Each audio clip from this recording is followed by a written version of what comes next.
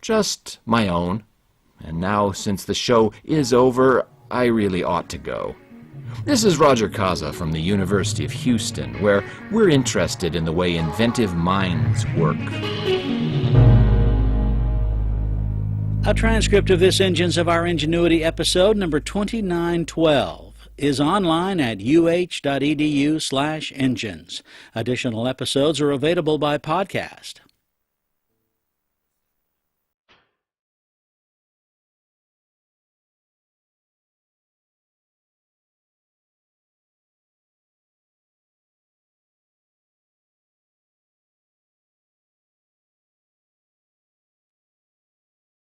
Wednesday morning here at KSJE. It is time once again for another lesson about life in the Sandbox. The noted author of the Life in the Sandbox series of books, Ron Price, is joining me in the studio. Mr. Price, welcome back. Boy, you call me noted. You call me the one and only. You're good for my ego, Scott. Well, I mean, is any of that wrong?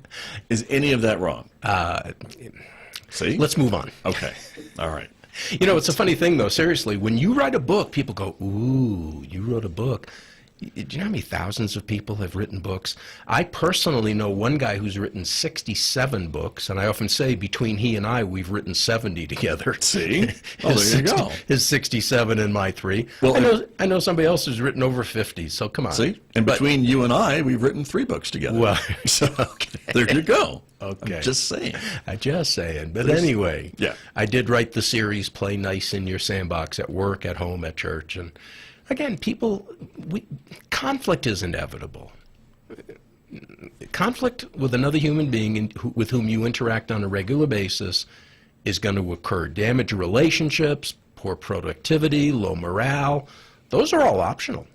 In fact, if you manage conflict well, conflict can be a positive experience, not a negative. But that's why we're doing the show, isn't it? That's right. That's true. Because it is still a little bit of a tread lightly, I guess I would say. How do you mean? Through conflict. Well, because there are certain missteps you could make to make it worse. You know, that's a great point. It is. It's delicate ground. And if you do step wrong, it's like a landmine, I guess, is another illustration we could use. You take the wrong step and it can blow up. But you take the right steps, you get to a better place.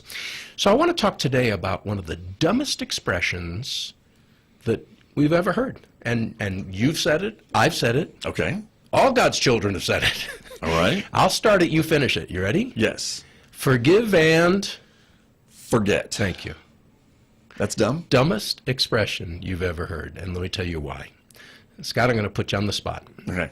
And I never try to embarrass. I don't play embarrass the host because I won't be invited back. But this is an easy one. I do it fine myself.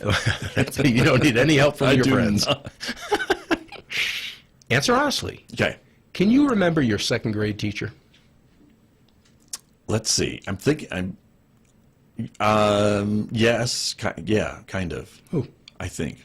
Who? I think it was Mrs. Harris. All right. It was the second grade. But there's like the first grade and the third grade. They're all kind of mushed together. Okay. When's the last time you thought about Mrs. Harris? Oh my gosh. Probably a long time ago. Decades. Yeah.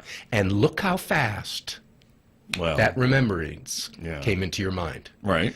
When you say forgive and forget, unless you have brain damage, you can't do it.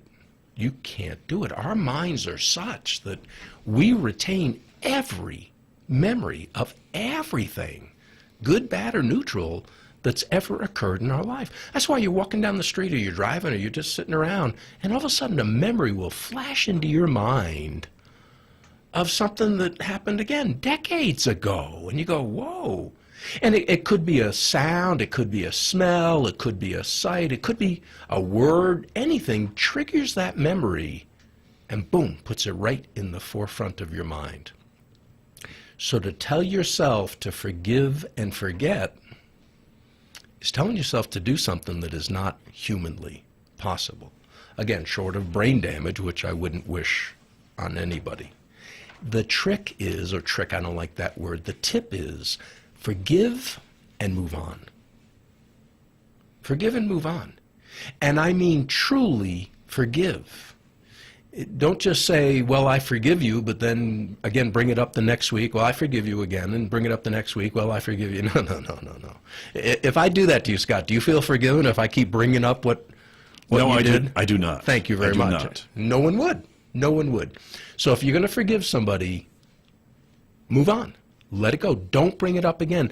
Don't dwell on it. The thoughts may come to your mind. Okay, just get rid of them. I heard of one lady who was greatly wronged by somebody, and she happened to mention to another friend, you know, I've decided to forgive her. And the friend said, forgive her? Don't you remember what she did to you? And the lady said, no, I specifically remember forgetting that. I'll let you dwell on that for a moment. I specifically remember forgetting that. Choosing to let it go.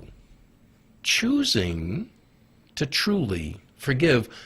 By the way we often need and want to be forgiven by others.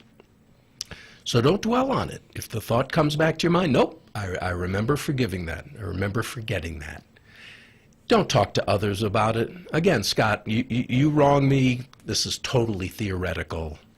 But you wrong me, and I say I forgive you, and then the next thing you know, you hear from others that I'm telling others about what you did to me. Do you feel like I've really forgiven you? No, I do not. I was hoping you'd say no. No, not. of course not. Of course not. So don't be talking to others. Don't keep bringing it up. Let it go. Don't forgive and forget. You can't. But you can forgive and move on and recreate a great relationship, however you want it to be. Very good advice. There you go. That's Ron Price. He is with me every Wednesday at this time right here on KSJE Farmington.